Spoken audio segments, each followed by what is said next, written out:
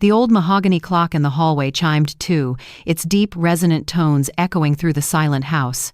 It was a sound that had marked the hours of my life for 40 years, a steady companion through joy and sorrow. But on this Tuesday afternoon, its familiar comfort was shattered. The front door flew open with a violence that rattled the china in the display cabinet, the wood groaning in protest against its hinges. A hurricane had entered my home, and it wore the face of my son, Marcus.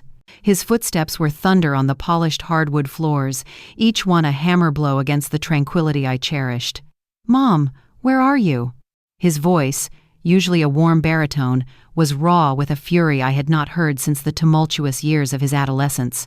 I was in my bedroom, folding a basket of warm laundry, the clean scent of lavender filling the air. I placed a neatly folded shirt on the bed and stepped into the hallway, my heart a nervous bird fluttering against my ribs. He stood in the center of the living room, a man of 42 years old, yet in that moment he was a tempestuous teenager once more. His face was a mask of crimson rage, his fists clenched so tightly at his sides that his knuckles were white. The green eyes he had inherited from his father, Robert, were now cold, hard stones, piercing me with an accusation that chilled me to my soul. Why did Chloe just call me, hysterical, saying you changed the password on your card? She was at the grocery store, Mom. A grocery store. And she was humiliated. Her card declined in front of a line of people. I stood frozen in the doorway, the 70 years of my life a fragile shield against his onslaught. I had faced widowhood, single motherhood, and financial hardship with a quiet resilience. But this was different.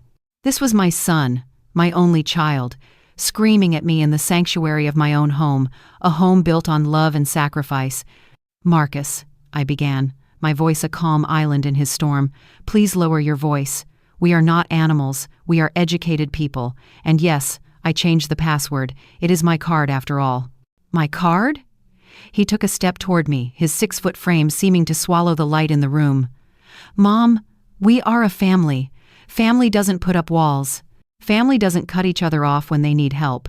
The knot of fear in my stomach tightened. For the first time in my life, I felt a flicker of apprehension in the presence of my own child. "The card is in my name, Marcus. It is linked to my savings. It is my money." "Your money?" The words dripped with derision. "Are you really going to be that selfish now?"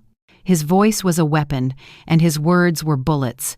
Chloe was buying groceries for the house, food, cleaning supplies, things for us, for the family.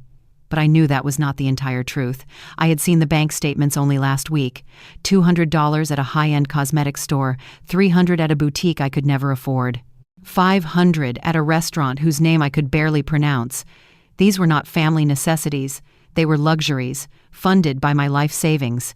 I chose not to bring it up, not in the heat of this firestorm.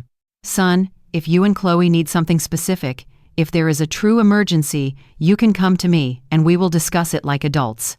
But I will not leave my card open, a blank check for anyone to use as they please." "Anyone? You're calling my wife, your daughter-in-law, anyone?" His voice climbed another octave, cracking with indignation. "She is family, Mom. She is the mother of your future grandchildren." I sank into my favorite armchair, the one with the worn floral pattern where I had nursed him as a baby 4 decades ago. I needed its familiar embrace to ground me, to keep the trembling in my hands from spreading through my entire body. "Chloe is and always will be welcome in this house, Marcus. But my credit card is not a community utility. It is a private tool for my own security." He began to pace the room like a caged lion, his expensive leather shoes scuffing the floors Robert and I had so lovingly polished every Saturday. He was sweating, a fine sheen on his brow despite the cool air circulating from the central conditioning. "I cannot believe what I am hearing. My entire life you have been the most generous person I know. You always helped the neighbors, you donated to charities, you gave me the down payment for my first apartment. And now that your own family needs you, you turn into a miser." Miser. The word struck me with the force of a physical blow. It echoed in the silent space between us, a cruel brand on my soul. Me, a miser. I, who had raised him alone after his father's sudden death. I, who had worked double shifts as a nurse for years, my feet aching and my back screaming, just to pay for his college education. I, who had sacrificed my own needs, my own desires, my own future, to ensure he had the best of everything. "Marcus," I said, my voice dangerously quiet, "I will not allow you to speak to me that way. Not in this house. Not ever." "Then give me a rational explanation," he shot back, his anger unabated. "Why would you change the password overnight, without a word to anyone?" I pushed myself up from the armchair, my back protesting with a sharp twinge. I needed to meet his gaze on equal footing. "Because I reviewed my statements," I said, each word precise and clear, "and I found expenditures that I did not recognize. I found a significant amount of money leaving my account without my knowledge or my authorization." He stopped pacing, his chest heaving. For the first time since he had stormed in, a flicker of something other than rage crossed his face. Was it guilt? Or was it simply surprise at being caught? "All of those expenses were discussed with you," he finally said, his voice lower, but still defensive. "No, Marcus," I replied, holding his gaze. "They were not." He fell silent then, the only sound in the room his ragged breathing. The veins in his neck stood out, a testament to the pressure building within him. "Chloe told me," he said, his voice strained. "She told me she always asked for your permission before using the card for anything." "Chloe is lying." The words left my mouth before I could censor them, a stark, unvarnished truth that hung in the air between us like a guillotine. The ensuing silence was thick, suffocating. He looked at me as if I had just struck him across the face. "I will not," he whispered, his voice trembling with a new kind of fury. "I will not let you insult my wife. I am not insulting her. I am stating a fact. The fact is, you are becoming paranoid, Mom. Maybe it's your age. Maybe it's time someone else started looking after your finances for you." There it was. The ultimate betrayal, wrapped in a veneer of false concern. My own son, suggesting I was mentally incompetent. My own son, questioning my ability to manage the very money I had earned through a lifetime of hard work. The room seemed to tilt, the floral pattern on the wallpaper swimming before my eyes. "I think you need to leave, Marcus." My voice was a ghost of its usual strength. "I am not leaving until we resolve this. Give me the new password. Now." "No." The word was small, but it was forged from steel. I said no. This is my house, my money, and my decision.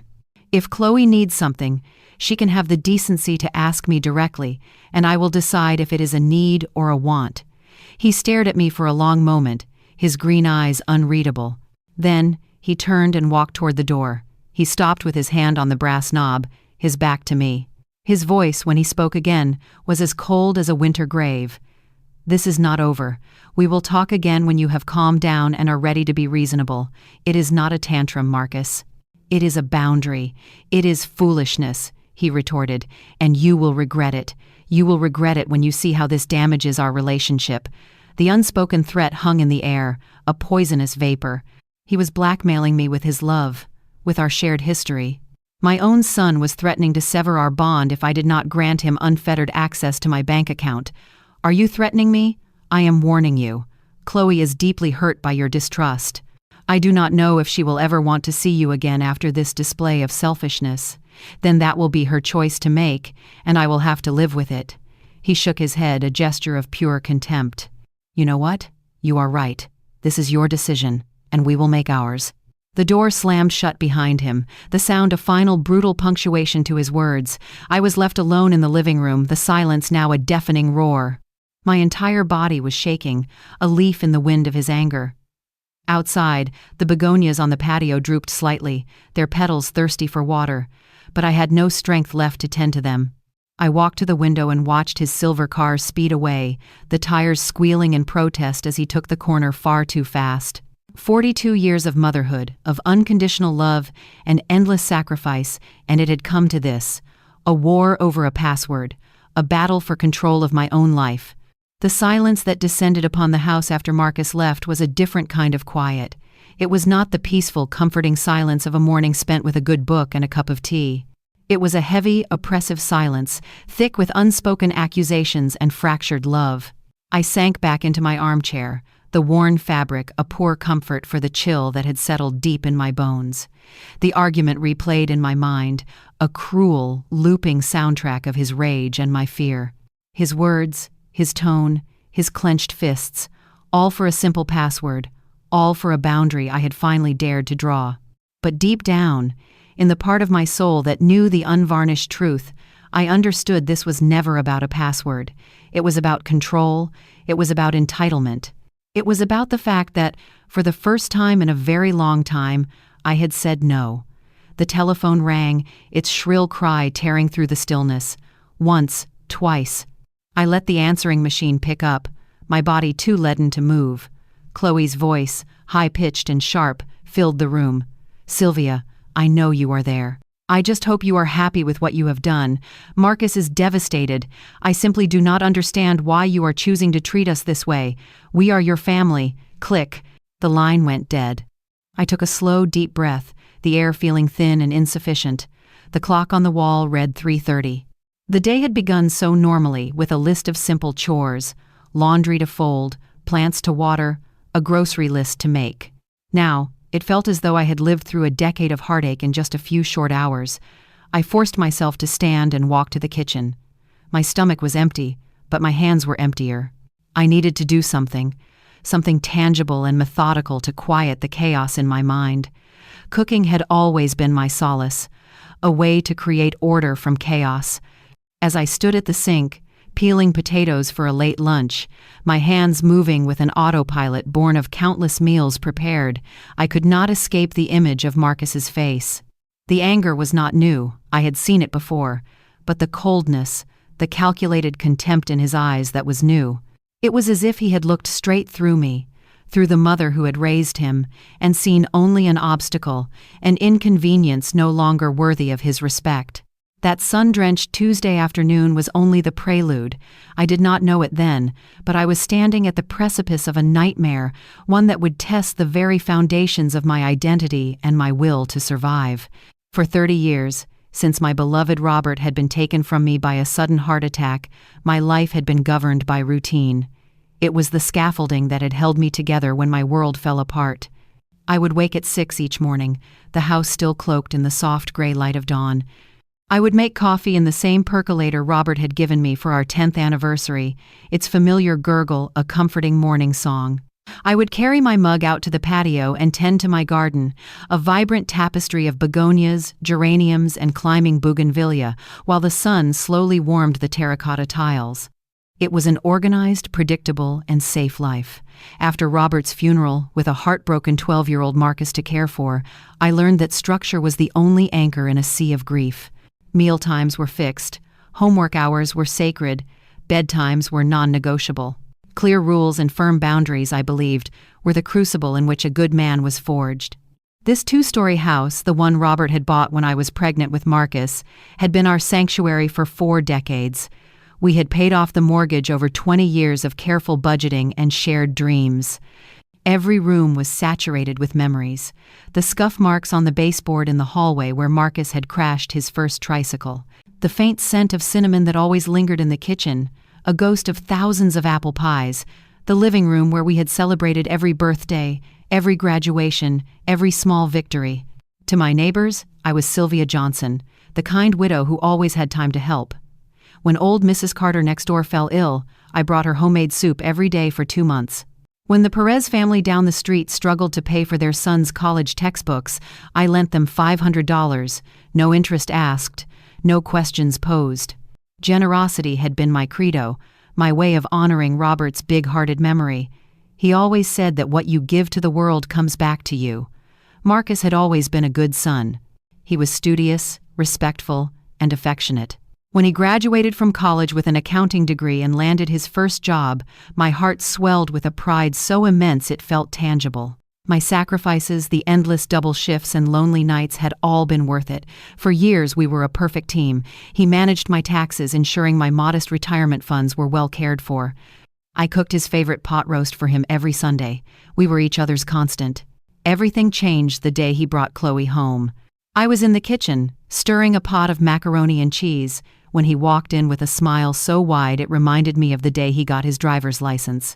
On his arm was a woman, thin and blonde, with perfectly manicured nails the color of blood and clothes that looked like they cost more than my monthly mortgage payment used to be. "Mom, this is Chloe, the woman of my life." Chloe smiled, a flash of teeth so white they looked artificial. But her eyes, a pale, washed-out blue, did not smile. They scanned me from head to toe, a quick, dismissive appraisal, as if I were a piece of outdated furniture she was considering whether to keep or discard. Her handshake was firm but cold, her skin lacking any warmth. "It is a pleasure to finally meet you, Mrs. Johnson. Marcus talks about you constantly." Throughout dinner, she was a paragon of charm. She praised my cooking, inquired about my garden, and feigned a deep interest in the old family photographs on the mantelpiece. She seemed, on the surface, to be the perfect daughter-in-law. When they left that night, I allowed myself a glimmer of hope. Maybe, just maybe, this would be a wonderful new chapter for all of us. The next few visits were just as pleasant. Chloe brought me flowers, insisted on helping with the dishes, and regaled me with amusing anecdotes from her job at a high-end fashion boutique downtown. Marcus was radiant with happiness, and for a mother, that is the only currency that truly matters. The wedding was a small but elegant affair. I paid for half of the expenses without a second thought. He was my only son. It was my only chance to be the mother of the groom. Chloe, of course, chose everything. The designer dress, the exotic flowers, the gourmet menu, the string quartet. My role was simply to sign the checks and smile for the photographs. For the first few months of their marriage, the Sunday lunches continued. They would come over full of stories about their newlywed life, and the house would feel full again, alive with laughter and conversation. The silence I had grown accustomed to was replaced by a joyful noise, and I cherished it. The requests for money started innocently enough. "Sylvia, could you possibly lend us a little something?" Chloe asked one afternoon, her voice a soft, timid whisper. "We are just a little tight this month, with all the expenses of setting up the new apartment. Just $200. We will pay you back on Friday, I promise." I gave them the money without hesitation. What was $200 between family? They were young, just starting out. It was natural to face some financial hurdles. Friday came and went, with no mention of the $200. Instead, a new request arrived, this time from Marcus. "Mom, could you lend us another $300? Chloe needs some new professional clothes for work, and my bonus does not come in until next month." Soon it was $300, then $500, then $1,000. The promises were always the same: "We will pay you back as soon as we can." The excuses were always variations on a theme: "We are just a little tight this month." After 6 months of this, my loans to them had accumulated to nearly $5,000. When I gently brought it up during one of our Sunday lunches, Marcus shifted uncomfortably in his chair. "Mom, you know we are good for it. I do not understand why you feel the need to keep such meticulous records. We are family." "Of course we are family, son," I replied softly, "but $5,000 is not a small amount of money." Chloe, ever the diplomat, intervened with her most dazzling smile. "Sylvia, you are absolutely right. We have been terribly remiss with the repayments. How about this? As a sign of good faith, you hold on to my credit card as collateral." I did not want her credit card. I wanted my money back. But I was trapped, unsure how to navigate this delicate territory without causing a rift. I reluctantly agreed. A week later, my phone rang. It was Chloe, her voice frantic. "Sylvia, I have a terrible emergency. My card is blocked for some reason, and I need to buy some urgent medication for my mother. Could I please borrow your card, just for today? I will bring it right back." I lent it to her. "Just for one day," I reasoned. "Just for medicine." That night, a prickle of unease led me to check my bank statement online. There was a charge for $150 at the pharmacy.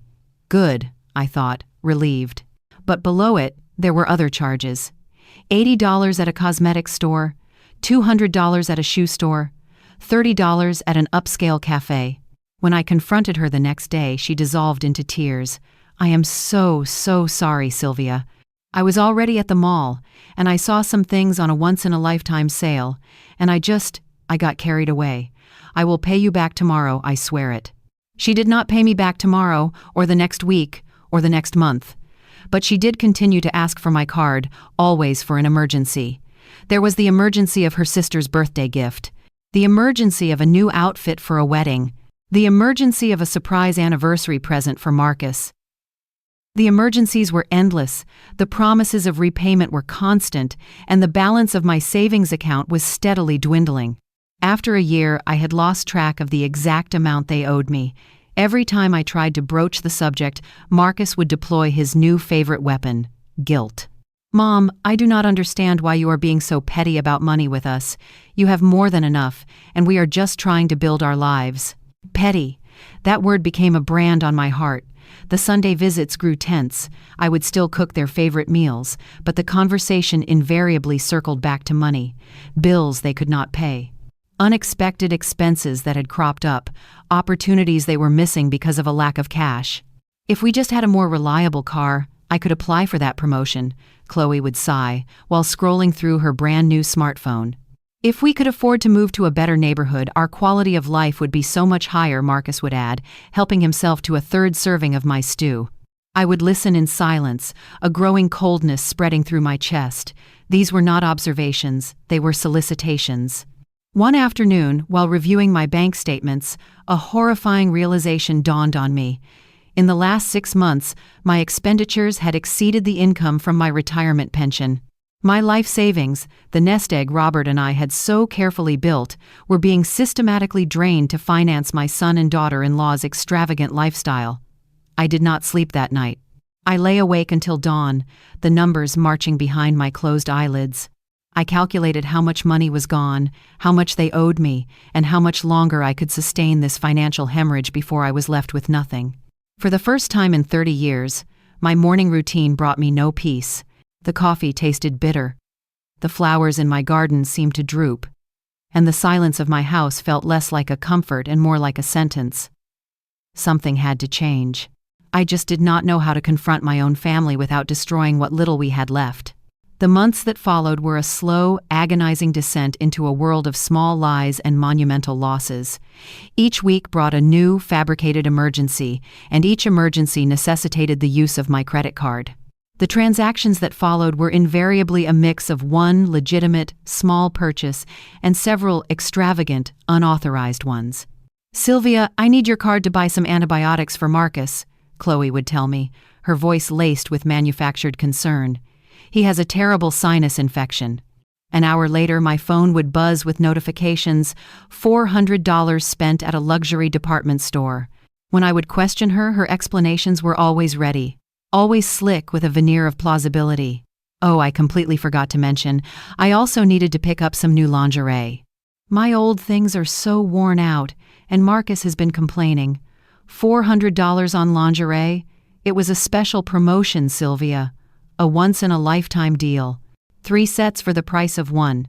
It would have been fiscally irresponsible to pass it up. There was always a justification, always a reason why the extraneous expense was not just a want, but a critical, intelligent, and unavoidable necessity. And I, the woman who had raised an honest man, began to question my own judgment. Was I being unreasonable? Was I out of touch with the costs of modern life? The Sunday visits transformed from cherished family gatherings into thinly veiled financial review sessions. Chloe would arrive with a mental ledger of future expenses that would require my assistance. "Marcus's cousin is getting married next month," she would announce casually. "We will need to buy new outfits for the wedding." Marcus's cousin? I knew for a fact that my son was an only child, and his only first cousin was a woman he had not spoken to in over a decade. "Oh, you know, his second cousin," she would correct smoothly. "But they are as close as siblings." Marcus would simply nod, his eyes fixed on his plate, his silence a heavy cloak of complicity. "I will need at least $500 for a suitable dress and shoes," Chloe would continue, oblivious to my skepticism. "I cannot show up looking shabby. His family is very well-to-do. $500 to attend the wedding of a cousin I did not know, to impress people I would never meet." But when I would start to voice an objection, Marcus would intervene, employing his latest tactic: emotional blackmail. "Mom, you do not understand how important this is for our social standing. My career depends on the connections I make at these events. We are building a reputation." His job, as an accountant at a mid-sized firm, depended on his skill with spreadsheets, not on social connections. But I found myself speechless, unable to argue without sounding like the stingy, paranoid old woman they were slowly convincing me I was becoming. One Thursday afternoon, as I was watering the bougainvillea, its vibrant pink flowers a stark contrast to my graying mood, my phone rang. It was an unfamiliar number. "Mrs. Johnson, a crisp, professional voice said, "This is Amanda from the Fraud Prevention Department at your bank. We are calling to verify an unusual purchase on your credit card. A transaction for $1,200 at an electronics store. Can you confirm if you authorized this purchase?" $1,200. An electronics store. My mind raced. I had not bought any electronics. My television was 10 years old, and my phone was a simple flip model. "At which store was this purchase made?" I asked, my voice trembling slightly. "Tech World, at the City Mall." "Do you authorize the transaction, Mrs. Johnson?" "No," I said, my voice gaining strength. "No, I do not authorize that purchase. I want you to cancel that transaction immediately. And please, block my card and issue me a new one." I hung up the phone, my hand shaking so badly I could barely place it back in its cradle. $1,200. Chloe had borrowed my card on Tuesday, ostensibly to buy medication for a headache. The phone rang again 20 minutes later. It was Chloe. "Sylvia, what did you do? My card has been declined and I am standing in the middle of the grocery store with a cart full of food." "It is not your card, Chloe," I said, my voice as cold as ice. "It is my card, and I had it blocked because I discovered unauthorized charges." "Unauthorized? What are you talking about?" "Everything I bought was necessary." Was a $1,200 piece of electronics necessary? A beat of silence on the other end of the line. Then a nervous, high-pitched laugh. "Oh, that. That was for Marcus. His work computer crashed, and he needed a new one urgently. It was an emergency." "Why did you not consult me before making a purchase of that magnitude?" "Because we knew you would say no," she retorted, her voice losing its sweet facade and taking on a sharp, accusatory edge. "You always find some excuse not to help us when we need something truly important." The audacity of her accusations stole my breath. 2. I, who had been bankrolling their lavish lifestyle for 2 years, was now being painted as the unhelpful villain for protecting what was left of my savings. "Chloe, just go home," I said, my patience exhausted. "We will talk about this later." "I cannot go home. My card is full, and I have no way to pay for it. You need to come down here right now and bring cash." I hung up the phone. For the next hour it rang incessantly. Chloe, then Marcus, then Chloe again. I let every call go to the answering machine, their increasingly frantic and angry voices filling my quiet home. I needed to think. I needed to see the full scope of the damage. I went to my study and pulled out every bank statement from the past 2 years. I spread them out across the large dining room table, the papers covering the polished wood like a shroud. The numbers did not lie. In January 2 years ago, my savings account held $45,000. Now, in June, only a little over $19,000 remained. More than $25,000 had vanished in 24 months. I went through each transaction, line by line, my heart growing heavier with each page. Expensive restaurants I had never dined in, designer clothes in sizes I did not wear, perfumes that made my nose itch just thinking about them, handbags that cost more than my monthly pension, weekend trips to boutique hotels I had never heard of. Nothing, absolutely nothing, that Chloe had purchased with my money could be classified as a basic necessity. It was a chronicle of their greed, written in black and white. The sound of the front door opening startled me. I had not even heard a car pull up. Marcus and Chloe strode into my house without knocking, their sense of entitlement so profound they no longer saw the need for common courtesy. "Mom, what is this about the card?" Marcus asked, his tone more weary than angry this time. "I blocked it," I said, my voice flat. "I found purchases I never authorized." Chloe sank onto my sofa without being invited, her arms crossed defensively over her chest. "Sylvia, we have been over this. All those purchases were discussed with you. You cannot just block the card every time you have a senior moment and forget a conversation." "I did not forget anything, Chloe. A $1,200 computer is a significant purchase. It is not something a person forgets." "I did consult you," she insisted, her eyes narrowing. "I told you Marcus needed new equipment for his work." "No, you did not. You told me you needed money for headache medicine." Marcus sighed, a long, dramatic exhalation, and sat down in the armchair opposite me. "Mom, look, sometimes emergencies evolve." Yes, she needed medicine, but when we got to the mall, the electronics store was having an incredible sale. We could not pass up the opportunity. An incredible sale of $1,200? The computer normally costs $2,000, Chloe chimed in. It was a bargain. We saved you $800. I stared at my son, the boy I had raised to value honesty and integrity, as he justified a reckless, impulsive purchase of over $1,000 with twisted logic. Marcus, that computer was not an emergency. It was a luxury. It is not a luxury, it is a tool for my work, he argued. Then you should have paid for it with the money from your work. Chloe shot up from the sofa, her posture radiating indignation. I knew you would react this way. You always find a way to make us feel guilty for needing your help. I am not making you feel bad, I said, my voice rising despite my efforts to remain calm. I am simply asking that you respect my money. Your money, it is always your money. Chloe's voice grew shrill. We are family, Sylvia. Family money should be for the entire family. My money is mine, Chloe. I worked for 40 years to earn it. Robert and I saved every penny we could. Marcus stood up and resumed his pacing, his agitation filling the room. Mom, we understand your perspective, but you have to try to understand ours. We are trying to build a future, to grow professionally. Your support is crucial for us right now. I have supported you, Marcus. For 2 years, I have supported you to the tune of over $25,000. $25,000? Chloe scoffed, as if the number were a wild exaggeration. We have not spent that much. I pointed a trembling finger at the sea of papers on the dining table. The statements are right there. Add it up for yourself. Neither of them moved toward the table. Neither of them wanted to face the concrete evidence of their own avarice. The point is, Marcus continued, his voice taking on a placating tone, is that we need to know we can rely on you. Blocking the card without warning, that puts us in humiliating situations. Humiliating? I repeated, incredulous. Yes, Mom, humiliating. Do you have any idea how Chloe felt when the card was declined in front of a whole store of people? It is not her card. It is the family card, Chloe interjected. Those 3 words resonated in my mind with the force of a revelation. The family card. My money had been reclassified as a communal asset, and I had not been consulted. I think I need some time alone, I said, turning away from them. Time to think.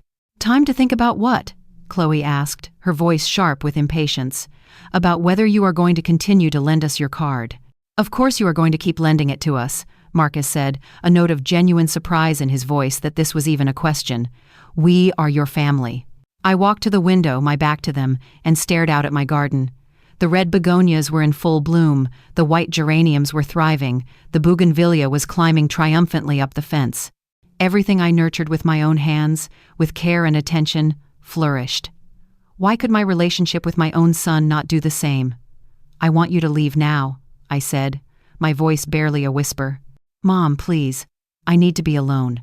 I heard their footsteps retreating toward the door. Before he left, Marcus paused. We hope you will reconsider your position.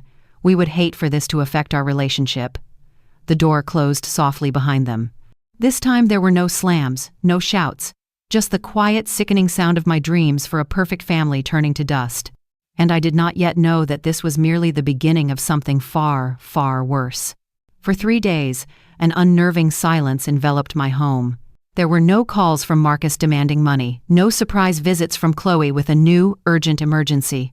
It was a calculated silence, a strategic withdrawal designed to make me feel isolated, to make me reconsider my decision to block the card. On Friday morning, as I sat on my patio sipping my coffee, I decided it was time to confront the full, unvarnished truth. For 2 years, I had avoided a forensic examination of my finances, choosing to believe in the inherent goodness of my family. That willful ignorance had cost me dearly. It was time to tally the real damage. I sat down at my desk, my hands steady, and logged into my online banking portal. The number displayed on the screen was a punch to the gut. My savings had been decimated. I began printing every statement from the past 24 months. The printer whirred for nearly half an hour, spitting out page after page, each one a testament to my own naivety. I laid them all out on the dining room table again, a vast and horrifying mosaic of my financial ruin. I started to categorize the expenses. There were reasonable grocery purchases and the occasional acceptable restaurant bill, but then there was the rest. March. $500 at a jewelry store. I had not bought a piece of jewelry in 20 years. April. $700 on women's clothing from a boutique I had never heard of. May. $300 at a day spa. I had never had a professional massage in my life. June. $1,000 on electronics. My technological world consisted of a television and a simple phone. July. $800 on perfumes and high-end cosmetics. My signature scent cost $30 and lasted me 6 months. The list was endless, a litany of their desires funded by my future. I picked up the phone and dialed my bank. "Good morning, Mrs. Johnson. How can I assist you? I need a complete itemized report of every transaction on my credit card for the past 2 years. Is there a particular problem with your account, ma'am?" "There are transactions I do not recognize." "I understand.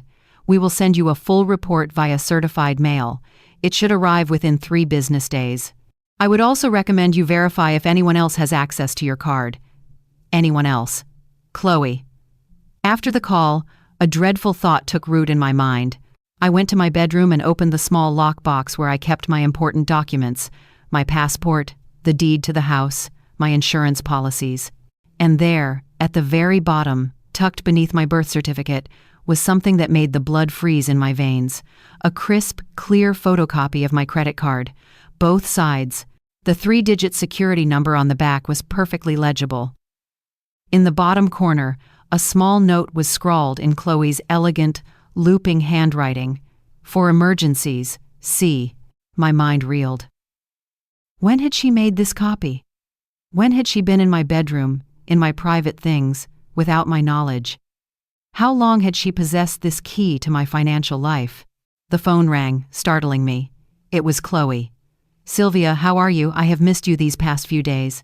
Her voice was as sweet as honey, the same tone she had used in those first few months after the wedding. It was the voice she used when she wanted something.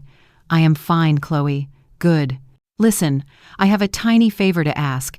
Do you remember the security number on your card? I want to buy something online, and I do not have the physical card with me." The world seemed to stop spinning. She had a copy of my card, and now she was brazenly asking for the security code, as if it were the most natural request in the world, as if she had a right to it. "Where is my card, Chloe?" I asked, my voice dangerously calm. "Why, I have it, of course, for safekeeping. Don't you remember giving it to me to hold on to a few months ago, for emergencies?" I had no such memory. I remembered lending it to her for specific temporary situations. According to Chloe, I had authorized her to become its permanent keeper. "Chloe, I need you to return my card to me. Today." "Why? Is something wrong? I simply need to have it in my possession." "But Sylvia, that will make things so much more difficult. How will we handle emergencies? We will have to bother you every single time we need something urgently." "Yes," I said, my voice firm. "You will have to ask for my permission every single time." A long, cold silence stretched over the line. "You know what?" she said finally. "We should talk about this in person. I am on my way over." "No, Chloe, just bring me my card." "I am on my way over," she repeated, and hung up. 20 minutes later, I heard Marcus's car pull into the driveway. This time, they did not storm in. They rang the doorbell, a pantomime of civility. I opened the door to find Chloe alone, a practiced, placid smile on her face. "Hi, Sylvia. May I come in?"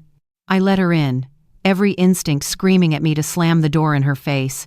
She sat on the sofa and retrieved my credit card from her expensive handbag.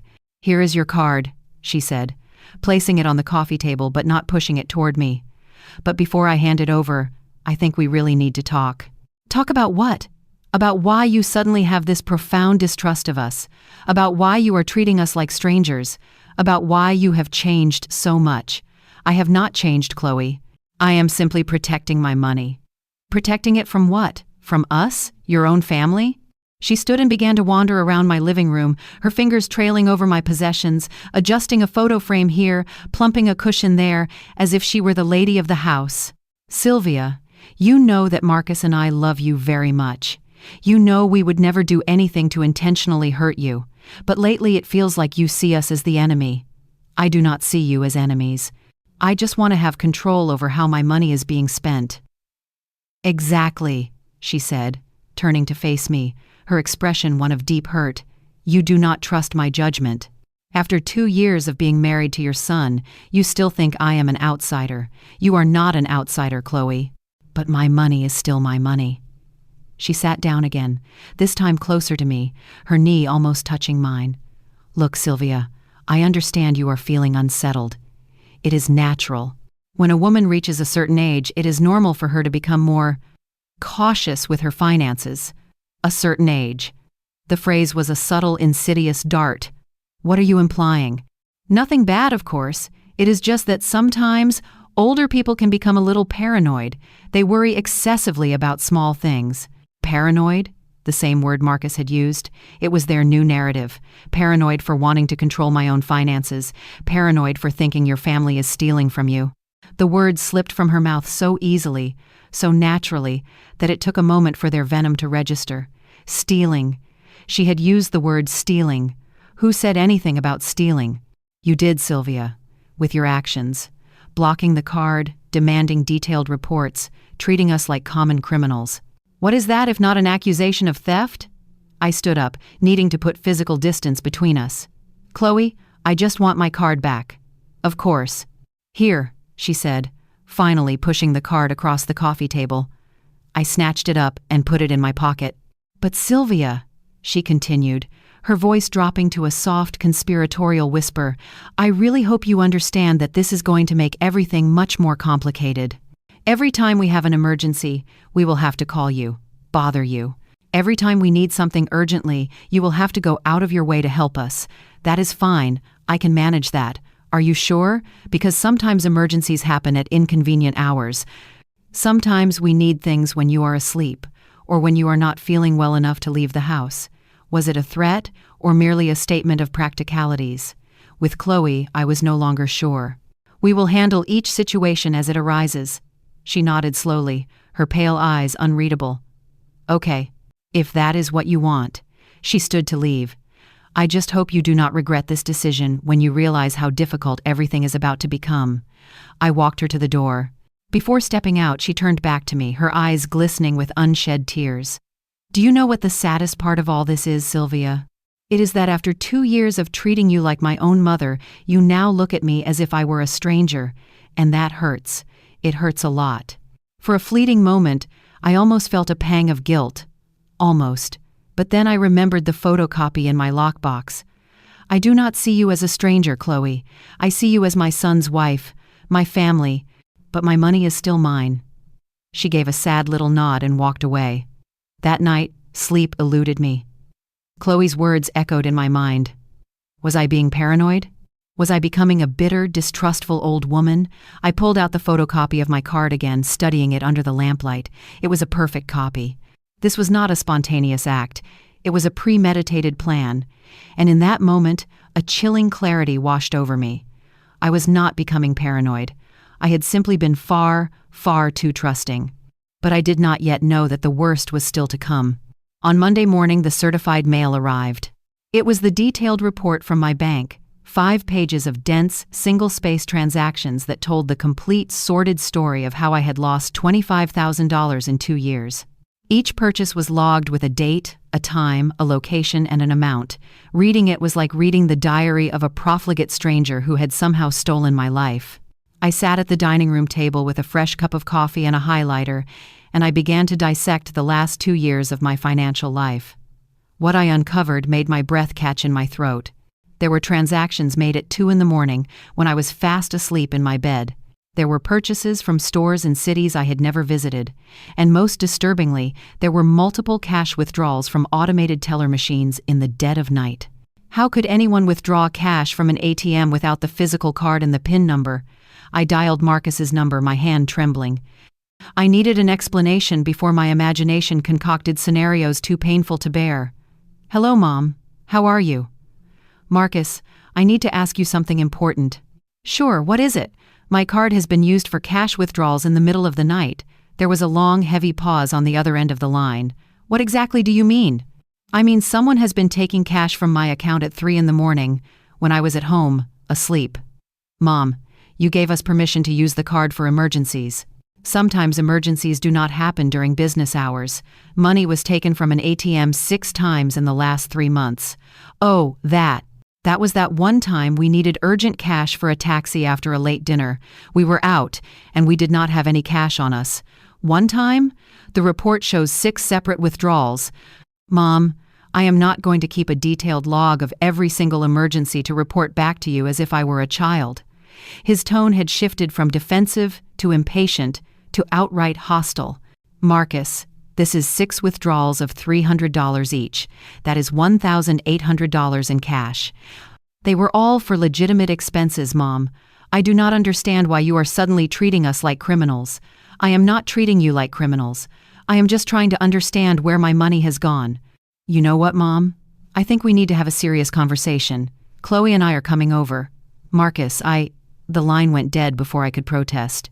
I was left clutching the phone, a pit of dread forming in my stomach. I did not want another confrontation, but I knew it was unavoidable. While I waited, I continued to scrutinize the report. And then I found it. The smoking gun. 2 transactions, occurring on the same day, at the exact same time, in 2 different locations. A $200 purchase at a restaurant downtown, and a $300 purchase at a boutique 12 miles away. It was physically impossible for one person, with one card, to have made both purchases simultaneously, which meant they had more than one copy of my card. 40 minutes later, they walked into my house, using the key I had given Marcus for emergencies years ago. Mom, we need to talk, Marcus said, his face grim. Chloe followed behind him, her expression not conciliatory, but defiant. Sylvia, this is getting out of hand, she began, crossing her arms. Your suspicions, your accusations, your obsessive need to review every single expense. This is not normal behavior. It is not normal to want to know how my own money is being spent. It is not normal to treat your own family like a band of thieves, Marcus interjected. I slid the bank report across the table. Explain this to me. 2 purchases, at the same time, in 2 different places. Marcus picked up the paper and scanned it. What purchases? Friday, April 15th. A $200 charge at the Grand Table restaurant at 8 o'clock in the evening. At the exact same time, a $300 charge at Elegance Boutique. Marcus and Chloe exchanged a look, so fleeting I almost missed it. Oh, that, Chloe said, her voice smooth as silk. I was at the restaurant with a friend, and Marcus was at the boutique buying me a surprise gift. We must have used the cards at the same moment. So I would not find out about the surprise. Both cards? What other card? Your card and my card, Marcus explained, a little too quickly. But my card was declined that day, so I had to use yours for the gift as well. The explanation was neat, tidy, and utterly unbelievable. It sounded rehearsed, but I had no way to prove they were lying. How many copies of my card are there? I asked, my voice flat. Copies? Chloe feigned confusion, her brow furrowed. What copies are you talking about? I pulled the photocopy from my pocket, the one I had found in my lockbox. This copy, the one with your handwriting on it. She took it from me, studying it as if she were seeing it for the first time. Oh, this! Yes, I made this ages ago. It was just so I would have the numbers handy in case the original card was ever lost during an emergency. It was a safety measure. Is that a crime? Did you make more copies? No, of course not. Why on earth would I do that? To make simultaneous purchases in different places. Marcus slammed his hand down on the table, making the salt and pepper shakers jump. Mom, stop it! We cannot take any more of these baseless accusations. They are not accusations, Marcus. They are legitimate questions about my money. They are accusations of fraud. You are accusing us of being thieves. Chloe stood up and walked toward me, her eyes filling with tears. Sylvia, do you have any idea how much this hurts? To have your own mother-in-law, the woman you have looked up to, think you are a thief? This time her tears did not move me. I just want the truth. The truth is you are becoming paranoid, Marcus yelled. The truth is that every time we need your help you make us feel like dirt. The truth is, Chloe continued, her voice trembling artfully, that we are seriously considering distancing ourselves from you until you seek professional help. Professional help? Yes, Mom, Marcus said, his voice softening into a tone of patronizing concern. "I think you need to talk to a doctor. These personality changes, this paranoia, this profound distrust of your own family, it is not normal for someone your age. My personality has not changed, I am just protecting what is mine." "Your personality has changed completely," Chloe insisted. "You used to be generous, loving, and trusting. Now you are suspicious, stingy, and accusatory." "Stingy for not wanting to give away $25,000? "It has not been $25,000, Marcus protested. I swept my hand across the table, scattering the papers. "The numbers are all right here. Add them up yourself." Neither of them glanced at the proof of their deceit. "I am not going to participate in this obsession of yours," Marcus said dismissively.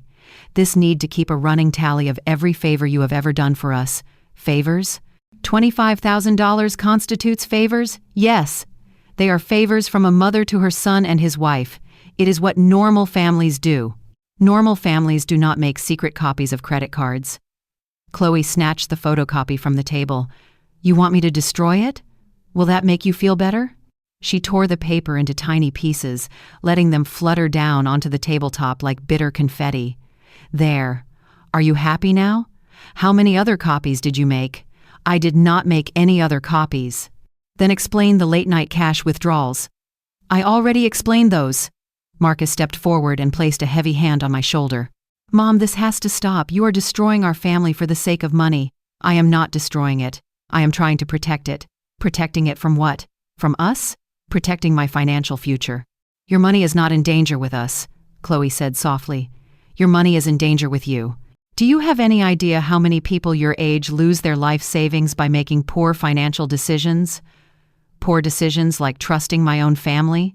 Poor decisions like isolating yourself from the people who love you because of paranoia," Marcus said, his hand tightening on my shoulder. "I am going to make you a proposal. Give us one last chance to earn back your trust. Give us access to your card for one more month. If, at the end of that month, you are not completely satisfied with how we have managed the expenses, we will never ask you for another penny again." Chloe nodded eagerly. "It is an excellent idea. We will prove to you that you can trust us." I looked from my son's earnest face to my daughter-in-law's hopeful one. It sounded so reasonable. It sounded like something a normal family would do.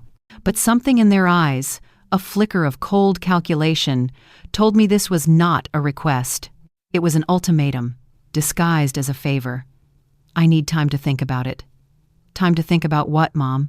Whether or not you trust your own family. Time to decide if I am making a terrible mistake."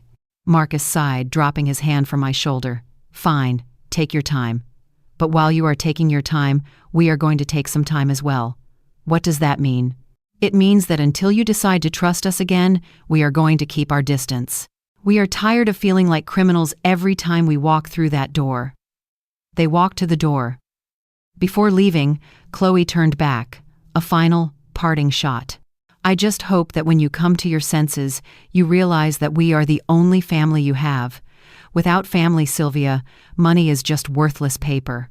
The door closed behind them, leaving me alone with the shredded pieces of paper on my table and the crushing weight of a decision I did not know how to make.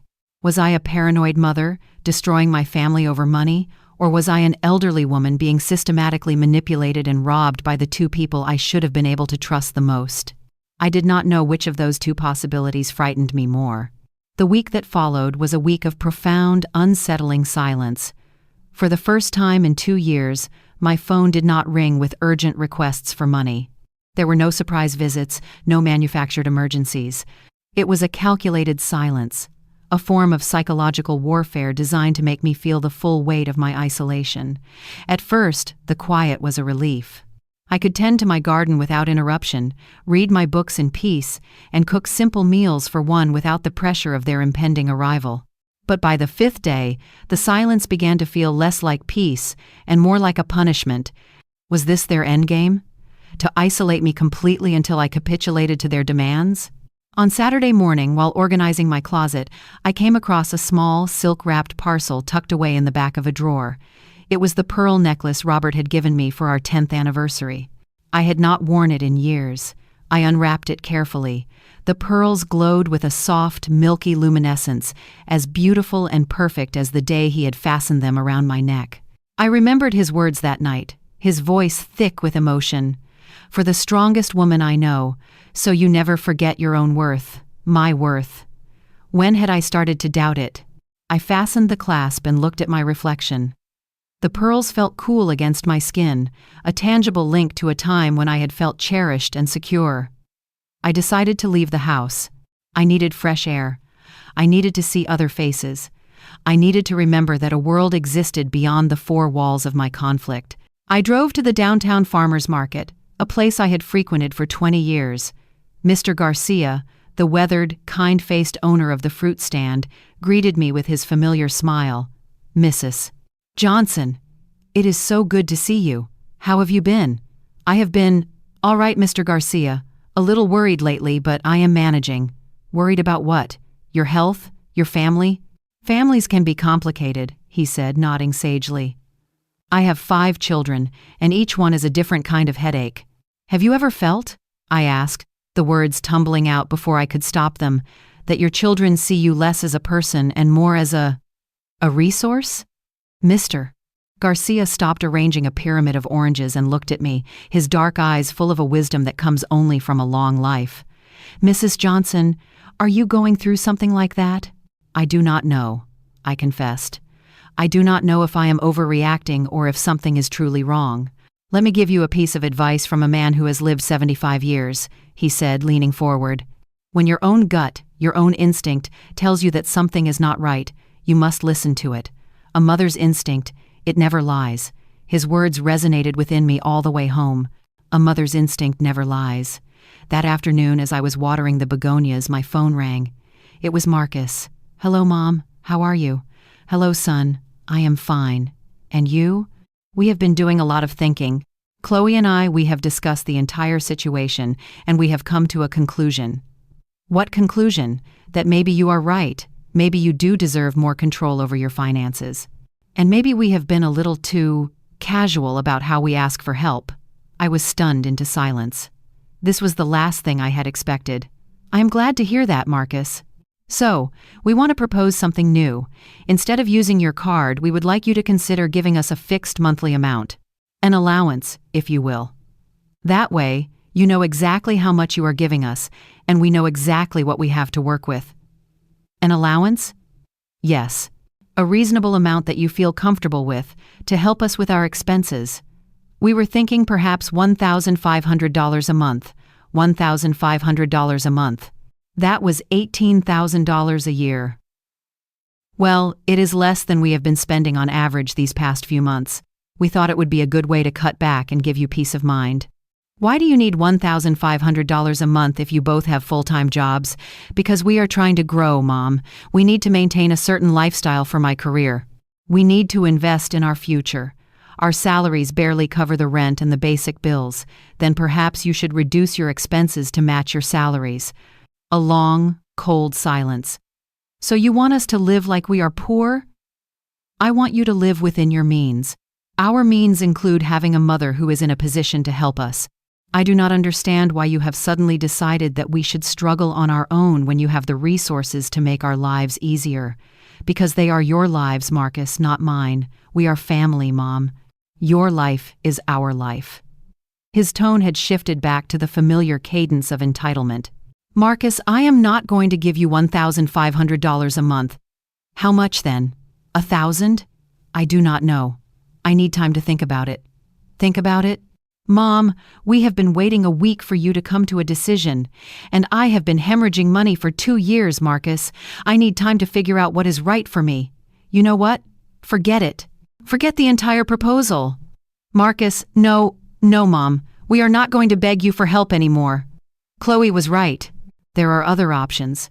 "What other options?" "Options that do not involve groveling to my own mother for a handout." He hung up. That night, I lay awake, his words echoing in the darkness. Other options. What other options was he talking about? On Monday morning, I found out. I was finishing my breakfast when there was a sharp rap at the door. It was a young man in an ill-fitting suit, clutching a leather briefcase. "Mrs. Sylvia Johnson?" "Yes, that is me." My name is Mr. Roberts. I am from the law firm of Hazen and Associates. Your son, Marcus Johnson, has retained our services to explore the possibility of a legal guardianship." I felt the floor drop away from beneath me. "Excuse me? Your son has expressed grave concerns about your recent behavior and your mental well-being. According to him, you have been exhibiting signs of paranoia, confusion, and erratic financial decision-making. He is considering initiating a legal process to obtain conservatorship over your finances." Conservatorship? Yes, ma'am. A legal process wherein a judge determines if you are capable of managing your own affairs, or if you require a court-appointed guardian to handle them for you. Someone like my son. Precisely. I stumbled backward and sank into the armchair, my legs suddenly unable to support my weight. My own son was trying to have me declared legally incompetent. What do I do now? First, I would strongly advise you to hire your own legal counsel. Second, you should undergo a full medical and psychological evaluation to prove your mental capacity. And third, you should gather all documentation proving that you are, in fact, managing your finances responsibly. How much time do I have? If your son decides to formally file the petition, you will be served with an official summons and will have 30 days to respond." The young man left, leaving me in a state of shock so profound it felt like I was drowning. That afternoon I called my neighbor, Alma Davis. I had known her for 15 years, but our relationship had always been one of pleasantries exchanged over the garden fence. But I was desperate. I needed to talk to someone. "Alma, could you possibly come over for a cup of tea? I need some advice." "Of course, Sylvia. I will be right there." When she arrived, I told her everything. The loans, the credit card, the lies, the unauthorized purchases, and now the threat of legal guardianship. Alma listened in silence, her expression growing more grim with each detail.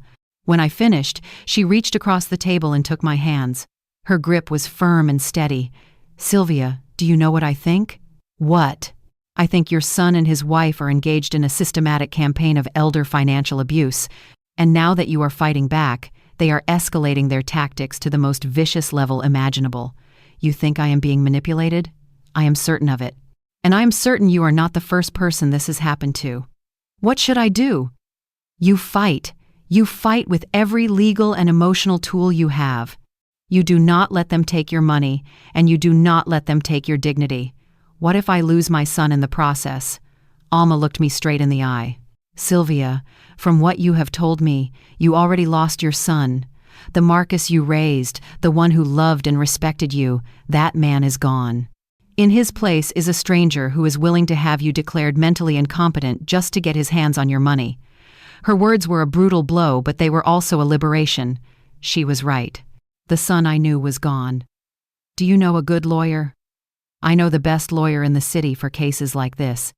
His name is Vincent Harris. He specializes in defending senior citizens against family financial abuse." Vincent Harris. The name was a lifeline. "Can you give me his number? I will do one better. I will drive you to his office myself. Tomorrow morning." That night, for the first time in weeks, I slept. It was not a peaceful sleep, but it was a determined one. My son had chosen money over me. Now, I was choosing my dignity over him. On Tuesday morning, Alma accompanied me to a downtown law office. Vincent Harris was a man in his 60s with a full head of silver hair, kind, intelligent eyes, and a calm, reassuring demeanor that immediately put me at ease. "Mrs. Johnson," he said, his voice gentle, "please tell me everything that has happened."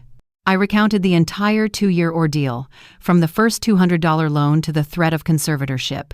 "Do you have documentation of these transactions?" "I have every single bank statement and the detailed report I requested from the bank." "Excellent.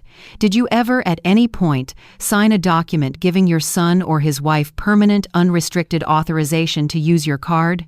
"Never." "Did you ever authorize them to make copies of your card?" "Never." Vincent stopped writing and looked at me, his expression serious. "Mrs. Johnson, what you have described is a classic case of family financial abuse. It is a crime, and we have civil options to recover your money as well. How common is this? Far more common than most people imagine. The most frequent victims are elderly women with savings, who trust family members who then gradually and systematically appropriate their resources. What is our plan? First, we will proactively defend you against any potential guardianship lawsuit. Second, we will document the full extent of the financial abuse.